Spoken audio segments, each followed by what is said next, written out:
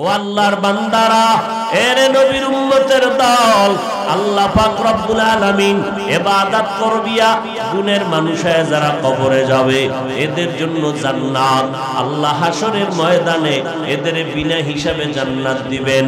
কিন্তু যারা ইবাদত করবে না এরা গুণের মানুষ হবে না, আল্লাহ তাআলা ওই অন্ধকার কবরে নেওয়ার পর জাহান্নামে নিক্ষিপ্ত করবেন।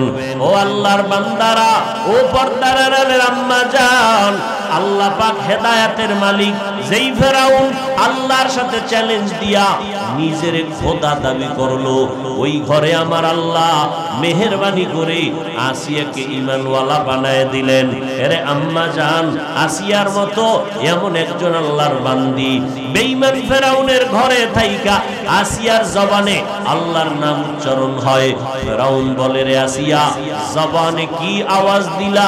বলে, আমার মালিকের নাম আমি উচ্চারণ করলাম। বলে, আমি তো মিশরের খোদা, তুমি আবার কার উপরে ঈমান আনছো? বলে, মুসা নবীর আল্লাহ যিনি আমার আল্লাহ তিনি। ফেরাউনের মাথা গরম হয়ে গেল। আসিয়া, তুমি আমাকে খোদা বলতে হবে, আমারে তুমি যদি খোদা না বলো আমার খোদাগিরির ভ্যালু নাই। আসিয়া বলে, এক আল্লাহকে মানছি, তোমাকে আমি আল্লাহ বা খোদা বলে স্বীকার করতে পারবো না।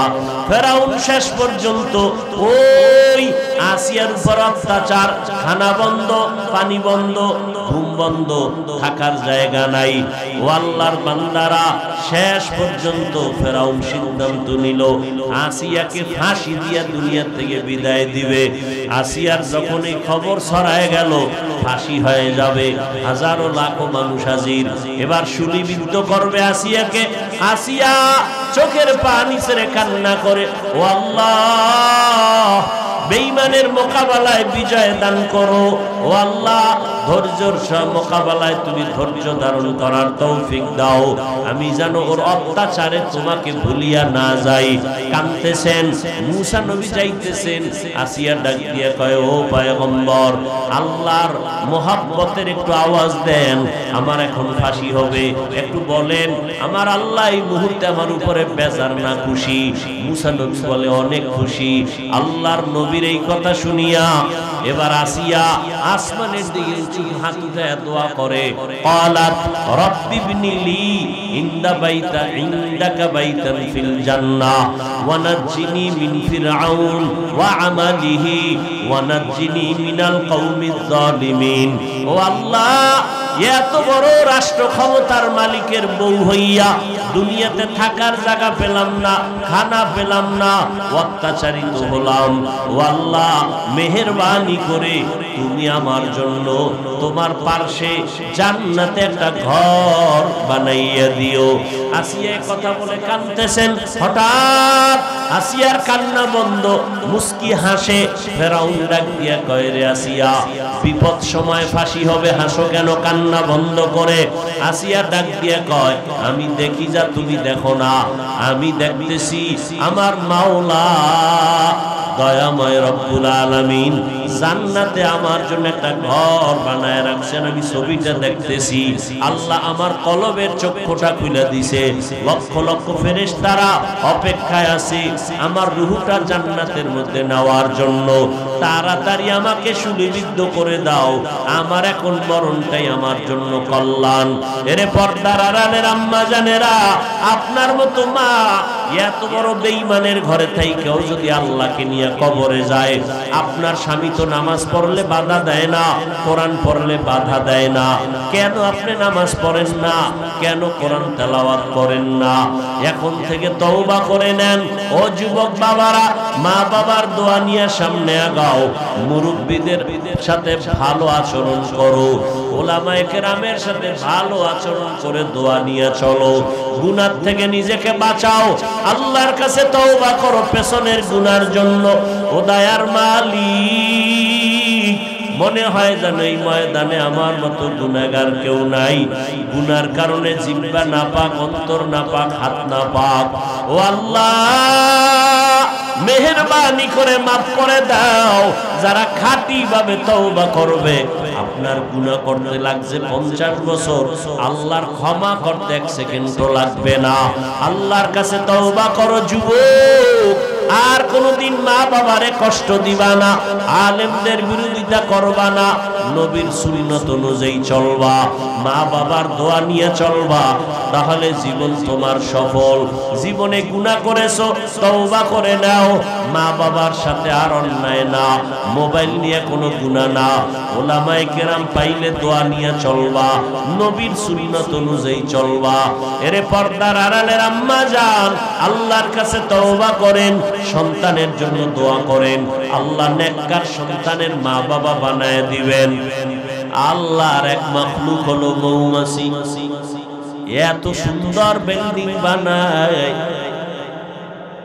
দুনিয়ার সমস্ত মৌমাছির বানানো বিল্ডিং একই ডিজাইন।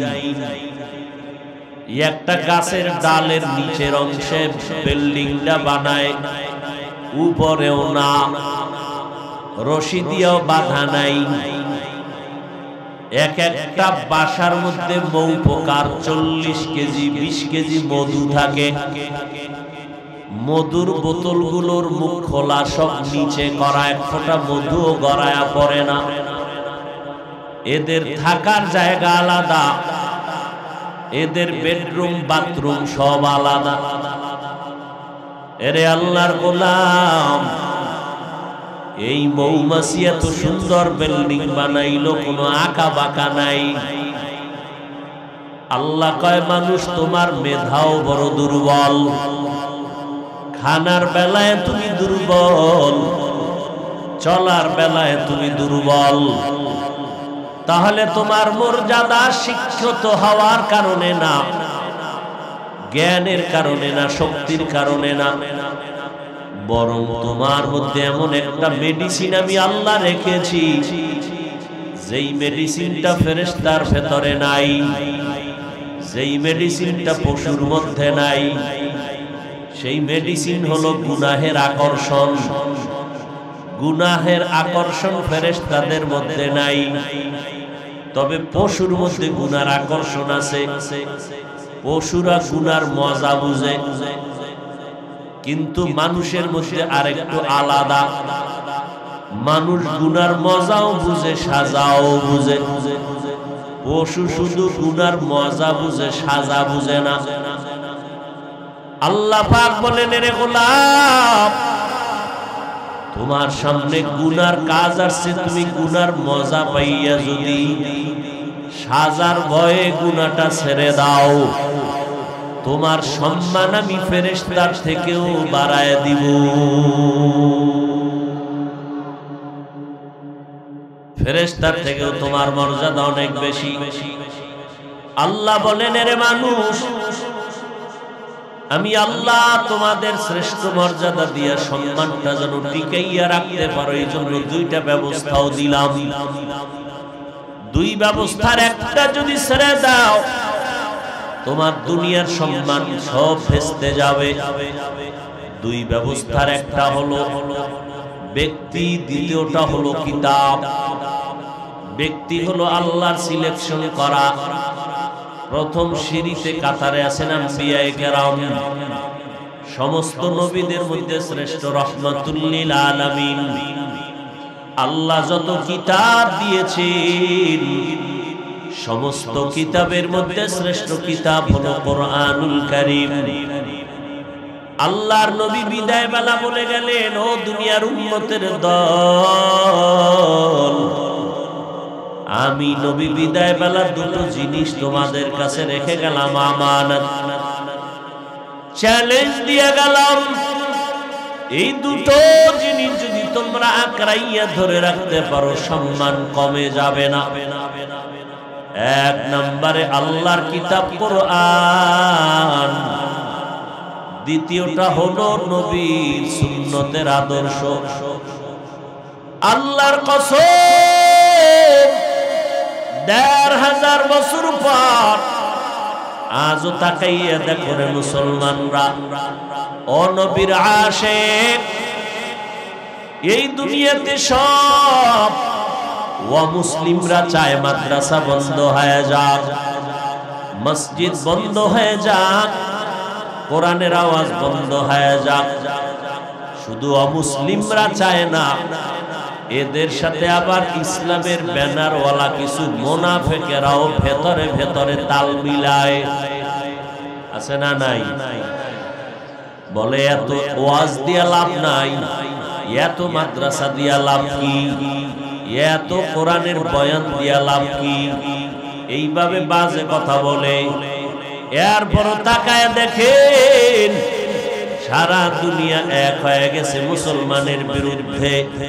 মুনাফিকেরাও ভেতরে ভেতরে চক্রান্ত করে, কিন্তু এরপরও আল্লাহর শুকর, যাদের কাছে আল্লাহর কোরআন আছে, নবীর আদর্শ আছে, এদের মতো সম্মানে এখনো ভিন্ন কেউ নাই। একটু ভালো করে বুঝেন, বুঝাবার জন্য বলি, রাগ করবেন না, বেয়াদবি ক্ষমা চাই। ও এলাকার যুবক, পর্দার আড়ালের আম্মা জান, ও বিন্দু বাবাজি, আপনিও একদিন দুনিয়ায় থাকবেন না, আমিও একদিন দুনিয়াতে থাকব না। চট্টগ্রামের একজন আল্লাহর বান্দা শাহ আমানত রহমাতুল্লাহ আলাইহি, নাম শুনছেন? কথা বলে থাকেন। শাহ আমানত এত বড় আল্লাহওয়ালা, বিধর্মীরা পর্যন্ত তার নামটা শ্রদ্ধার সাথে নেয়। এই শাহ আমানত তিনি ছিলেন গরিব, একজন সরকারি দায়িত্বশীল চাকরিজীবী ডিসি, তার পিয়ন ছিলেন তিনি এক সময়। আজকে ডিসি সাহেবের অস্তিত্ব দুনিয়ার কেউ জানে না, আর শাহ আমানতের বেঈমানেরা পর্যন্ত স্মরণ করে, মুসলিমরা স্মরণ করে শাহ আমানত। এরে নবীর উম্মতের দল, একটু হিসাবটা লাগান। আমরা যারা নবীর তরিকা মানিয়া চলার চেষ্টা করি, আপনারা যারা নবীর তরিকা বাদ দিয়া চলার চেষ্টা করেন, এরকম নাই? আপনিও মুসলমান, আমিও মুসলমান। আপনার আল্লাহ আমার আল্লাহ এক নাকি আলাদা? আপনার নবী আমার নবী কি ঘুমাইতেছে? আপনার কাবা আমার কাবা, জোরে বলেন।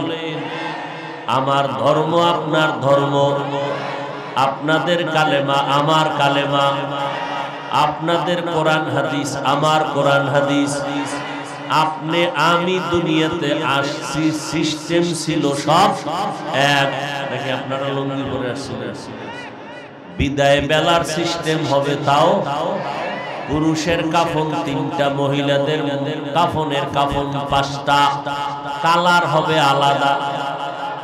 হ্যাঁ, সব কালার হবে এক। কি কালার হবে? সাদা। মরণের পরে যেই কবরে রাখবে, কবরের সাইজও হবে এক। কবরের মধ্যে 3টা প্রশ্ন হবে, সবার বেলায় এক। রবের পরিচয় দাও, ধর্মের পরিচয় দাও, রাহমাতুল লিল আলামিনের পরিচয় দাও। ও আল্লাহর বান্দারা, আপনার আমার আল্লাহ এক, নবী এক, কোরআন এক, ধর্ম এক, কালেমা এক, কাবা এক।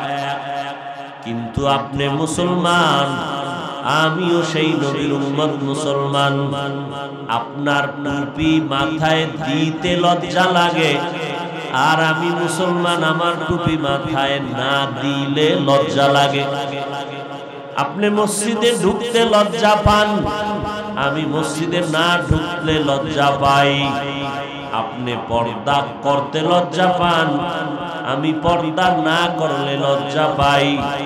চিন্তা করেন আপনি কত ভিআইপি মুসলমান। ও আল্লাহর বান্দারা, আমরা নবীর আদর্শ মেনে চলার চেষ্টা করি, আপনারা নবীর আদর্শ বাদ দিয়ে চলার চেষ্টা করেন। কারণ কি? আপনারা ধারণা দুনিয়ায় তাহলে আরাম শান্তি পাবেন। এবার আমাকে একটু বলেন, আপনারা যারা দুনিয়া দুনিয়া দুনিয়া দুনিয়া করিয়া নবীর টুপি পরেন না, নামাজ পড়েন না, পর্দা করেন না, বলেন আপনারা কয় বেলা খান প্রতিদিন? 3 বেলা। আমরা নবীর তরিকা ঠিক রাখার পরেও আমরাও কয় বেলা খাই? বরং আপনাদের থেকে বেশি খাই। আর কি হুজুরের মতো বেশি খাই না। রমজানে ডায়েরি লাগে, দাওয়াত মুখস্থ থাকে, সেক্রেটারি কয় দাওয়াত কবে, শুক্রবার না, শিডিউল নেই। সাহারি এক জায়গায়, ইফতারি দুই জায়গায়। ইফতারি কয়বার করে? একবার। তো দুই জায়গায় কয় যে মাগরিবের আগে আর পরে, বুঝেন না? মাগরিবের আগে আর পরে, সাহারি আর এক করে। এইভাবে শিডিউল দাওয়াত। সিরিয়াল না পাইলেন দাওয়াত না। হুজুরের দাওয়াত দিলাম, আইলো না, খাইলো না, না, মনটাই খারাপ হয়ে গেল। কথা ঠিক নেই? তাহলে আপনাদের থেকে আমরা তুলনামূলক বেশি খাই এবং পিওর খাই। আমাকে কেউ ভেজাল দেয় না। বড়দোয় যদি আগুন লাগে ঘরে, বুঝেন না? এই জন্য দেশি মুরগি, কোনো ভেজাল টেজাল নাই। জীবনে বিসমিল্লাহ না করলে ওই সময় কয় ভয় অন্তর। তাহলে আপনারা নবীর আদর্শ বাদ দিয়েও 3 বেলা খান, আমরা নবীর আদর্শ ঠিক রাখার পরেও 3 বেলা খাই। তো সমান সমান আছেন, উপরে তো উঠতে পারলেন। যারা ভাবছিলেন আমগো নিচে ফেলা উঠলেন, পারলেন না। আপনারাও নবীর তরিকা বাদ দিয়া ব্যবসা করেন, চাকরি করেন। আমরা নবীর তরিকা যারা মানি, আমাদের মধ্যে ব্যবসা করে, চাকরি করে, আছে না নাই? আপনি নবীর তরিকা বাদ দিয়া বিয়ে শাদী করলেন, সন্তান আছে।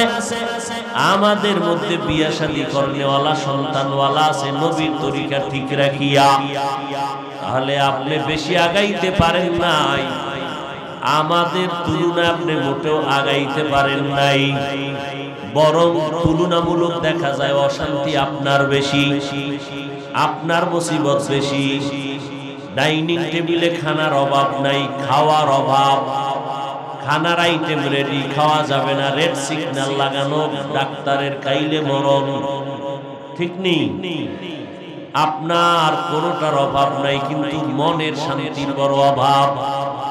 ছেলে নিয়ে কষ্ট, মেয়ে নিয়ে কষ্ট, পরিবার নিয়ে কষ্ট, কমন মানে না। এরে নবীর উম্মতের দল, আল্লাহর নবীর আদর্শ মেনে চলার কারণে আমরা কেউ না খাইয়াও মরি নাই, সম্মান কমে নাই। ও আল্লাহর বান্দা, আমি আপনাদের এই কথা বলি না যে সবাই আমাদের মতো হুজুর হতেই হবে, বাধ্য করে বলি না। বরং আপনি চাকরি করেন, ব্যবসা করেন, লেখাপড়া করেন, কোনো বাধা নাই। স্কুলে পড়েন, কলেজে পড়েন, বাধা নাই। সিস্টেম পাল্টায় দিবেন। এতদিন মন গড়া চলছেন, এখন নবীর তরিকায় চলবেন। বলে নবীর তরিকায় চলতে গেলে খানাও বন্ধ হবে না, চাকরিও যাবে না, লেখাপড়াও বন্ধ হবে না। আপনিও পানি পান করেন, আমিও পানি পান করি। আপনি করেন বাম হাতে, আমি করি ডান হাতে। আপনাকে যদি বলি ভাইজান বাম হাতে পানি কেন পান করেন, আপনি বলেন সমস্যাটা কি? দোনোটাই তো আল্লাহর হাত। আমি যদি বলি ভাইজান ডান হাতে পান করলে সমস্যা কি, আপনিও পানি পান করেন, আমিও পানি পান করি, একই কাম। ব্যবধানটা কি? আপনি করেন মন গড়া, আমি করি নবীর তরিকায়। আপনি দাঁড়াইয়া পানি পান করলেন, আমি করি বৈশা। আপনি একটা 1 লিটার পান টান দিলেন, আমিও কিন্তু 1 গ্লাস আধা কেজি টান দিছি, একই পানি পান করছি। ব্যবধানটা কি? আমি 3টা ধাপে পানি পান করছি, আপনি একটা নেই করেছেন। দুনিয়ার লাইনে এটা সমস্ত চিকিৎসা বিজ্ঞানীরা বলে দাঁড়াইয়া পানি পান করলে কিডনির ক্ষতি হয়। দেখছেন নবীজি 1500 বছর আগে বলে গেছে। আজকে সমস্ত চিকিৎসা বিজ্ঞানীরা বলে মুহাম্মদের প্রত্যেকটা দর্শন, প্রত্যেকটা থিওরি শরীরের জন্য মহা ঔষধ। নবী দাঁড়াইয়া পান করতে নিষেধ করছেন কেন? এখন বিজ্ঞানীরা আবিষ্কার করে কয় দাঁড়াইয়া যদি পানি পান করে এবং এক শ্বাসে এক টানে কিডনির ক্ষতি। আমগো হুজুরকে কথা মানবেন না, আপনাকে গুরু যারা এগোটা তো না মানলে আপনি মানুষ না। এবার কোথায় যাও? এরে যুবক আল্লাহর গোলাম, ও বৃদ্ধ বাবাজি, ও পর্দার আড়ালের আম্মা জান, আজকে বয়ান শুনিয়া সবাই বাড়ি যাবেন। বাড়ি যাওয়ার পরে আপনি ফ্রেশ হবে না, আমিও বাসায় গিয়া ফ্রেশ হব। আপনি ফ্রেশ হইতে গিয়া কি করবেন? দুইটা হাত ধুইবেন, পা ধুইবেন, চেহারাটা ধুইবেন। আমিও তাই করি বাসায় গিয়া। ব্যবধানটা কি? আপনার ফ্রেশ হইতে কোনো সওয়াব নাই, আমি ফ্রেশ হব সওয়াব। কারণ আমি হাত মুখ পাও ধুবো, ওযু করে ফেলবো। একই কাজ করছেন আপনি, আমিও করছি, কিন্তু ব্যবধান আছে না নাই? আপনিও রাস্তায় হাঁটেন, আমিও হাঁটি। ব্যবধান হইল আমি যখন হাঁটা শুরু করছি, প্রথম কদম দিছি ডান পা সুন্নাত। আপনার কোনো হিসাব নাই। রাতে আপনিও ঘুমাইছেন বিছানা, আমি ঘুমাইছি। আপনি ডান কাতে ঘুমান নাই, আমি ডান কাতে ঘুমাইছি। আপনিও খানা খান, আমিও খানা খাই। আমি বিসমিল্লাহ বলে খাই, আপনি বিসমিল্লাহর ধার ধারেন না। অতএব আপনি যেখানেই থাকেন, যা করেন সিস্টেম পাল্টায়, নবীর আদর্শ মতো চলেন। এতে আপনার চাকরি যাবে না, লেখাপড়া বন্ধ হবে না, বরং আরো উপকার হবে। রহমতের নবী আমার দুটো জিনিস উম্মতের কাছে রেখে গেলেন। ও মেঘনা থানার মুসলমান, আমার নবীজির রেখে যাওয়া আদর্শ একটু আমাকে জবাব দেন সবাই। আমার নবীর মতো বড় কোন দামি মুফাসসির আসেনি, নবীর মতো দামি কোন পীর, কোন বুজুর্গ, কোন দার্শনিক, কোন বৈজ্ঞানিক, কোন ডাক্তার, কোন মুফতি, কোন মুফাসসির, কোন মুহাদ্দিস ছিল? আছে? আসবে? তাহলে আমার নবী শ্রেষ্ঠ। ও যুবক বাবারা, আমার নবীর আদর্শের মতো দামি কারো আদর্শ আর আসেনি? নাই। ও যুবক, আমার নবীর আদর্শটাই দামি, শ্রেষ্ঠ, ঠিক নেই? বলো, ওই নবীর আদর্শের মধ্যে নখ কাটার নিয়ম আসেনি? কি যুবকেরা ঘুমাও? ওই নবীর আদর্শের ভিতর চুল কাটার নিয়ম আসেনি? তুমি আমার নবীর আদর্শ বাদ দিয়া বেঈমানের তালে ফইরা চুল কাটলা কেন? নবীরে মনে হয় তোমার ভালো লাগে না। যেই নবীরে তোমার ভালো লাগবে না, ওই নবীর সুপারিশ তোমার কপালে হবে না। আর এটাও যাই না রাখিও বাবা, নবীর সুপারিশ ছাড়া কেউ জান্নাতে যেতে পারবে না। ও আল্লাহর বান্দারা, আমরা হুজুরেরা যত বাহাদুরির সাথে চিল্লাইয়া বয়ান করি, কথা বলি, আমগো পুঁজি হইল কোরআন। আমগো পুঁজি কি? কোরআন। আল্লাহ আছেন, জমিন আছে, আসমান আছে, কিয়ামত আছে, ফেরেশতা আছে, এগুলো আমরা পাইলাম কই? ওমা কথা কোরআন থেকে পাইছি। এখন এই কোরআন এমন একটা কিতাব, এর মধ্যে কোনো ভুল নাই। অপচেষ্টা করলো ১,৫০০ বছর পর্যন্ত ভুল পাওয়া যায়নি। আজ পর্যন্ত কেউ ভুল বের করতে পারে নাই। বরং অনেক বিধর্মীরা নিজেরা ভুল বের করতে গিয়া মাথা নত করে কালেমা পড়ে মুসলমান হয়ে গেল। ও মেঘনার যুবক বাবারা, একটু চিন্তা করে বলো, আল্লাহর কোরআনে কোনো ভুল আসেনি? যদি একটা ভুল প্রমাণ করতে পারো, তাহলে প্রমাণ হবে পুরো কোরআনটাই ভুল। কথা ঠিক না? তার মানে কোরআনে যা আছে তা ভুল। তাহলে একটা ভুল বের করে যদি দিতে পারো, এখন দাড়িটা কেটে ফেলবো, সব এই টুপিদারি ফালাইয়া প্যান্ট শার্ট টাই লাগায় রাস্তায় নাই, আল্লাহর বিরোধিতা শুরু করব, নাচ গান শুরু করব, কারণ কোরআন নাই, আল্লাহ নাই। কিন্তু আজ পর্যন্ত কোরআনের ভুল কেউ বের করতে পারে নাই।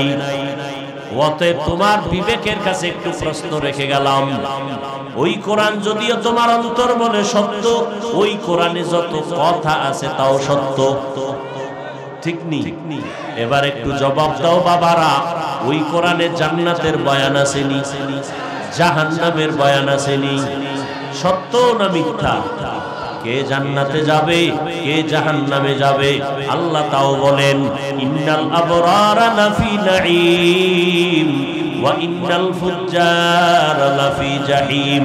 নেক আমল যারা করবে জান্নাতের পথিক, যারা গুনাহ করবে জাহান্নামের পথিক। ও যুবক বাবারা, পর্দার আড়ালের আম্মা জানেরা, আমার নবী রেখে যাওয়া আদর্শ হিন্দুরা মানবে, নবীর আদর্শ কি ইহুদিরা মানবে, খ্রিস্টানেরা মানবে? একটু জবান খুলে বলো, নবীর আদর্শ মানবে কারা? বলেন বলেন। মুসলমান। এখানে আপনারা তো সবাই মুসলমান। ও আপনারা বাদে নাকি? আপনারাও? তাহলে নবীর আদর্শে টুপি পরেন না কেন? নবীর আদর্শের দাড়ি রাখেন না কেন? নামাজ পড়েন না কেন? পর্দা করেন না কেন? কি যুবক বাবারা, ও বিয়ে করার পর তোমার কপালে বিয়ে আছে কিনা গ্যারান্টি দাও? হ্যাঁ আছে বিয়ে? আমার ধারণা যতটুকু নাই, যদিও থাকে, যেই পরিমাণ আকাম করো মোবাইল দিয়ে, বিয়ে থাকার কথা না। তবে যদি থাকে, তবে তুমি বউ পাবা না, পাবা জল্লা, ডানা কাটা বুড়ি, ঠিক না? ডানা কাটা বুড়ি মানে এ ডানা কাটে, যখন এর ঘরে আনবা কইবে তোর মায়ের ডানা বাপ, তোর বাপের ডাও বাপ, দুজন খারাপ। কি করব? ঢাকা ফেলাট তোমার লই ঢাকা গেছি, ঢাকা যায় কয়েকদিন তোমারে খাইয়া চুষে সব তোমারে রাস্তার ফকির বানায় কইবে তোর ডানাও কেটে বিদায়, হিজরত করলাম। ডানা কাটা বুড়ি। হাসিও না, তের ভাইবা চান্দু, কত ধানে কত চাল, সময় আমি শুরুতে বলছি এটা হাসার ব্যান্ডেল, আর আমি যা বলছি এটা হাসির কথা না, কান্নার কথা। বউয়ের জোতার বাড়ি যখন কপালে লাগবে টের ভাইবে, এটা বউ না জল্লা, তখন টের ভাইবে। কয় মাইয়ার জীবন খাইছো, এক মাইয়ায় জুতা দিয়া সাইজ করে।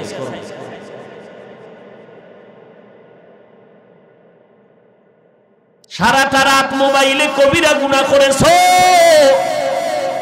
তোমার চেহারার দিকে তাকাইলে কেন মায়া লাগে না? চেহারার মধ্যে কেন তোমার আকর্ষণ নাই, উজ্জ্বলতা নাই? তোমার গুনাহ করার কারণে তোমার চেহারা নষ্ট হয়ে গেছে, তোমার জানা নাই। অথচ তোমার বয়স মাত্র 25, বয়স মাত্র 30।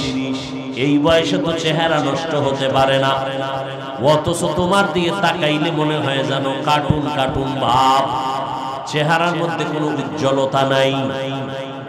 তোমার জীবনের পাওনা সবার বর্তমা, চরিত্র তোমার এত খারাপ, একটা মানুষ তোমারে দোয়া করে না, কেউ ভালো জানে না, ভিতরে ভিতরে চায় তুমি মরে গেলে ভালো। ও যুবক বাবারা, নবীর আদর্শ পৃথিবীর কোন মুসলিমরা মানবে না, মুসলমান মানবা। ও যুবক আল্লাহর গোলাম, তোমার মতো যুবক তাকাইয়া দেখো, স্কুলে পড়ে, কলেজে পড়ে, মিথ্যা বলবা না, 5 বেলার নামাজ পড়ে আছে না নাই? বালিশে মাথা লাগাইয়া নিজের প্রশ্ন করো, তুমি কেন পারবা না? তোমার মতো যুবক রাস্তায় গাড়ি চালায়, নামাজ ছাড়ে না, তুমি কেন পারবা না রে বাবা? আল্লাহ কুত্তা শুয়ারের যাচাই করার মতো ভালো মন্দ বুঝার আকল দেন নাই, আল্লাহ মানুষকে দান করেছেন। একটু চিন্তা করো বাবা, তোমার আমার মতো কত যুবক জীবনে মাদ্রাসায় পড়ে নাই, জেনারেল লাইনে পড়িয়া নদীর মধ্যে মাছ ধরিয়াও নামাজ ছাড়ে না। বলো বাবা, তুমি কেন পারবা না?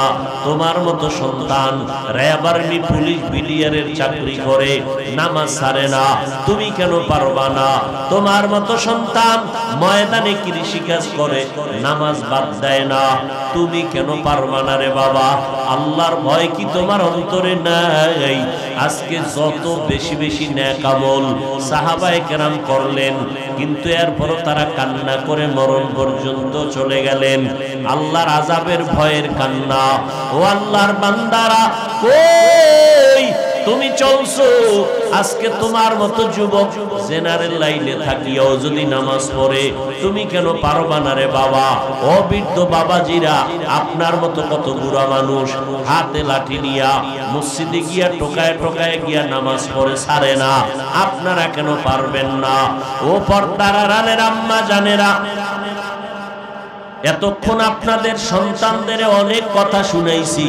এই কথাগুলো যদি আসলেই বাস্তবায়ন করতে চান ভালো লাইনে, এগুলোর জন্য আপনাদের অবদান রাখতে হবে, দোয়া করতে হবে। কারণ আপনাদের এত দাম, এত মর্যাদা আল্লাহ দান করেছেন। আপনারা নবীদের মায়ের মতো মা, সাহাবায়ে কেরামের মায়ের মতো মা। এরে আম্মা জান, আপনারা আলেম হাফেজ কোরআনের মায়ের মতো মা। এই স্টেজে সন্তানরা কোরআন হাফেজ হইয়া মাথায় পাগড়ি নিল, এদের মা বাবার কপাল কত ধন্য। এরে পর্দার আড়ালের আম্মা জান, আপনার মতো কত মা এখনো আছে এই এলাকায়, তাহাজ্জুদ নামাজ পড়ে, পাঁচ ওয়াক্ত পড়ে, স্বামীর মাল হেফাজত করে, সন্তানগুলো নেককার বানানোর চেষ্টা করে। ও আম্মা জান, আপনারা খাদিজা রাদিয়াল্লাহু আনহার মতো দামি নারী, আপনারা ফাতেমা রাদিয়াল্লাহু আনহার মতো দামি নারী, আয়েশা রাদিয়াল্লাহু আনহার মতো দামি নারী। আরে আম্মা জান, আপনাদের এত সম্মান। ইসমাইল নবীর মা হাজরা আলাইহিস সালামের মতো দামি নারী, ঈসা নবীর মা মারিয়াম আলাইহিস সালামের মতো দামি নারী। বেঈমান ফেরাউন আল্লাহর সাথে চ্যালেঞ্জ দিয়া নিজের খোদা দাবি করলো। ওই ফেরাউনের ঘরে আল্লাহ গোলাপ ফুল ফুটায় দিলেন তার স্ত্রী আসিয়ার মাধ্যমে। ওই আসিয়া বেঈমান ফেরাউনের ঘরে থাইকা আল্লাহর জান্নাত নিয়া জান্নাতে চলে গেলেন। নবীজি বলেন, হাসরের ময়দানে আসিয়ার সাথে আমি মুহাম্মদের বিবাহ হয়ে যাবে। এরে আল্লাহর বান্দারা, ও পর্দার আড়ালের মা বোনেরা, এখনো সময় আছে, তওবা করেন। আল্লাহ পাক রব্বুল আলামিন বলেন, ও মানুষ, আমি আল্লাহ তোমাদেরকে দুনিয়ায় পাঠাইছি, আমার নবী কোরআন পাইয়া হেদায়েতের বাণী শুনাইতেছেন। লোকেরা কয়, কি শোনাও? বলে, রবের কালাম, রহমানের কালাম। তোমরা এক আল্লাহর ইবাদত করো, রহমানের ইবাদত করো। মুশরিকরা বলে, মুহাম্মদ তুমি একবার বলো এক আল্লাহ, আবার বলো রহমান। তাহলে কি আল্লাহ দুইজন? কয় না, তো রহমান কে? আল্লাহ নবীকে জবাব দিয়া বলেন, নবী জানায় দেন, রহমানকে জানায় দেন। আর রহমান আল্লামাল কুরআন খালাকাল ইনসান। রহমান হলেন তিনি, কোরআন শিখাইলেন যিনি, মানুষ সৃষ্টি করলেন যিনি। অর্থাৎ এখানে একটা ভালো কঠিন পয়েন্ট আছে, ভালো করে খেয়াল করেন।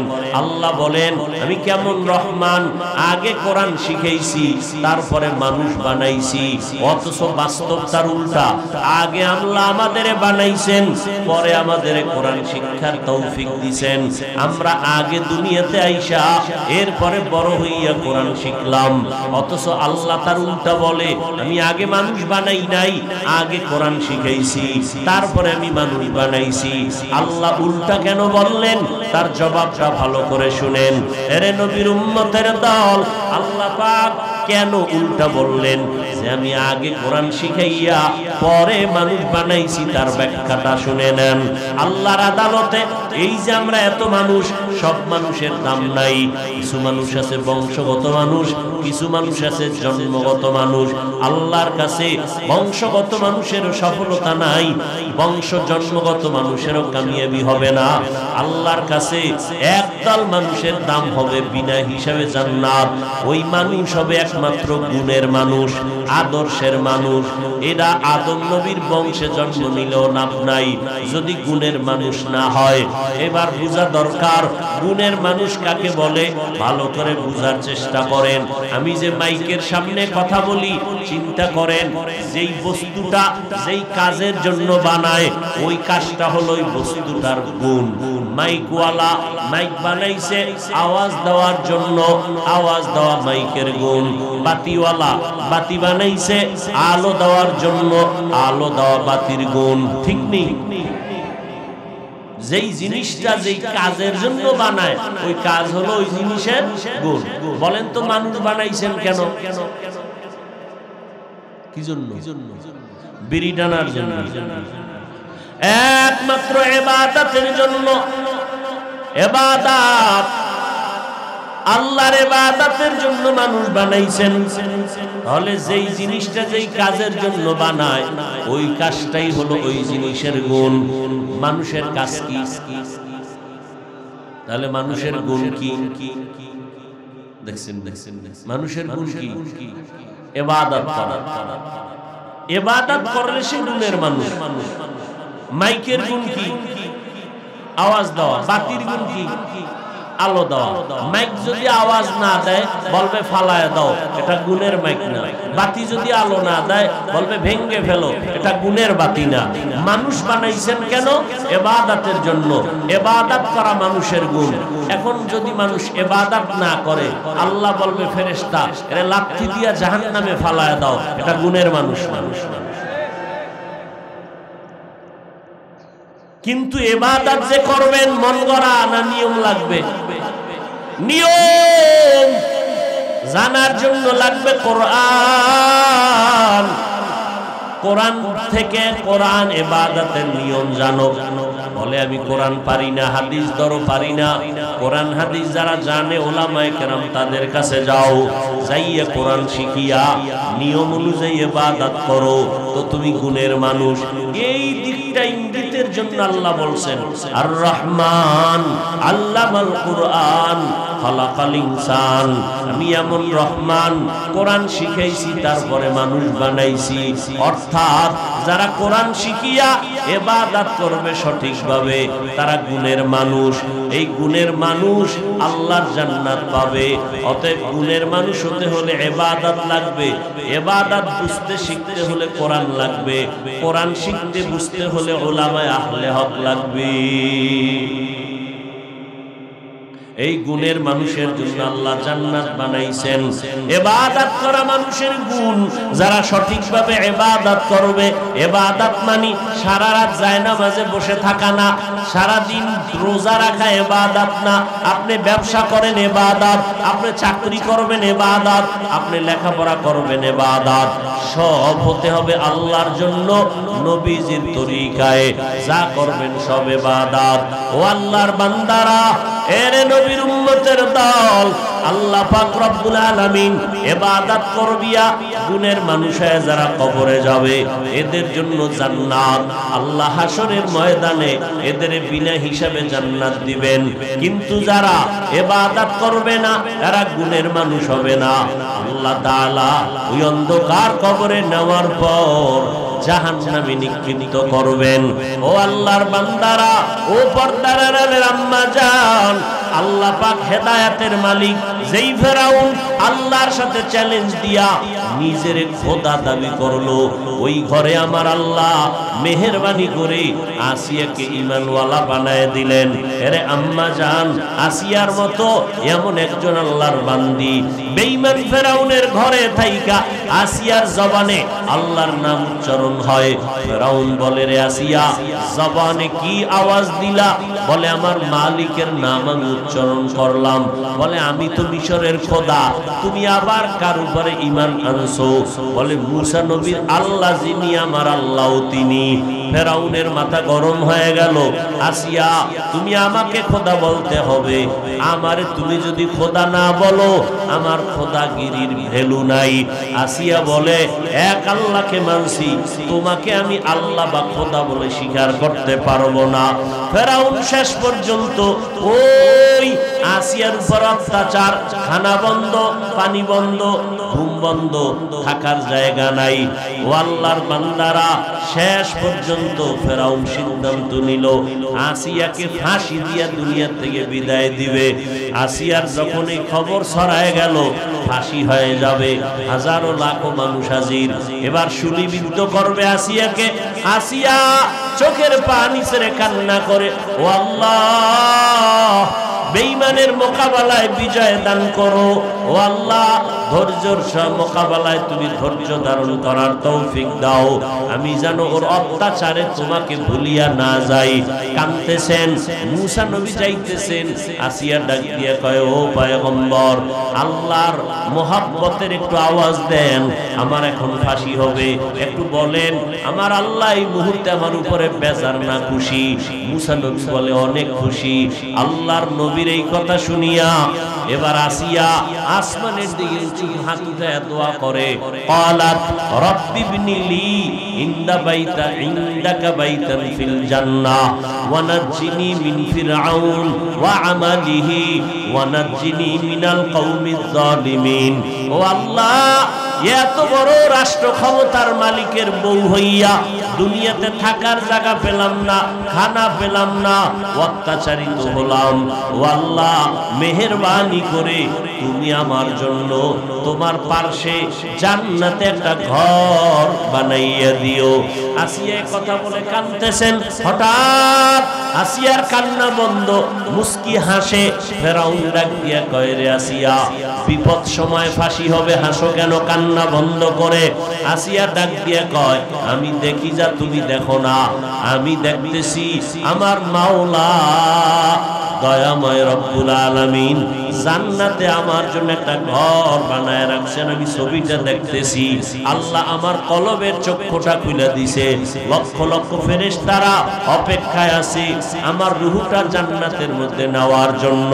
তাড়াতাড়ি আমাকে শুলিবিদ্ধ করে দাও, আমার এখন মরণটাই আমার জন্য কল্যাণ। এরে পর্দার আড়ালের আম্মা জানেরা, আপনার মতো মা এত বড় বেঈমানের ঘরে থাইকেও যদি আল্লাহকে নিয়ে কবরে যায়, আপনার স্বামী তো নামাজ পড়লে বাধা দেয় না, কোরআন পড়লে বাধা দেয় না, কেন আপনি নামাজ পড়েন না? কেন কোরআন তেলাওয়াত করেন না? এখন থেকে তওবা করে নেন। ও যুবক বাবারা, মা বাবার দোয়া নিয়ে সামনে আগাও, মুরব্বীদের সাথে ভালো আচরণ করো, ওলামায়ে কেরামের সাথে ভালো আচরণ করে দোয়া নিয়ে চলো, গুনাহ থেকে নিজেকে বাঁচাও, আল্লাহর কাছে তওবা করো পেছনের গুনার জন্য। ও দয়ার মালিক, মনে হয় যেন এই ময়দানে আমার মতো গুনাহগার কেউ নাই। গুনার কারণে জিহ্বা নাপাক, অন্তর নাপাক, হাত নাপাক। ও আল্লাহ, মেহেরবানি করে মাফ করে দাও। যারা খাঁটি ভাবে তওবা করবে, আপনার গুনাহ করতে লাগছে 50 বছর, আল্লাহর ক্ষমা করতে 1 সেকেন্ডও লাগবে না। আল্লাহর কাছে তওবা করো যুবক, আর কোনদিন মা বাবারে কষ্ট দিবা না, আলেমদের বিরোধিতা করবা না, নবীর সুন্নাত অনুযায়ী চলবা, মা বাবার দোয়া নিয়ে চলবা, তাহলে জীবন তোমার সফল। জীবনে গুনাহ করেছো, তওবা করে নাও। মা বাবার সাথে আর অন্যায় না, মোবাইল নিয়ে কোনো গুনাহ না, ওলামায়ে কেরাম পাইলে দোয়া নিয়ে চলবা, নবীর সুন্নাত অনুযায়ী চলবা। এরে পর্দার আড়ালের আম্মা জান, আল্লাহর কাছে তওবা করেন, সন্তানের জন্য দোয়া করেন, আল্লাহ নেককার সন্তানের মা বাবা বানায় দিবেন। এরে আল্লাহর বান্দারা, তওবার নিয়ত যদি অন্তরে থাকে, খাঁটি তওবার নিয়ত মুনাফিকি যদি না থাকে, দুটো হাত আমার আল্লাহকে দেখাইয়া দেই। আয় আল্লাহ, আমাদের হাতগুলো কবুল করে নেন, তওবা কবুল করে নেন, তওবার উপরে মজবুত হইয়া চলার মতো তৌফিক দান করেন। আমিন।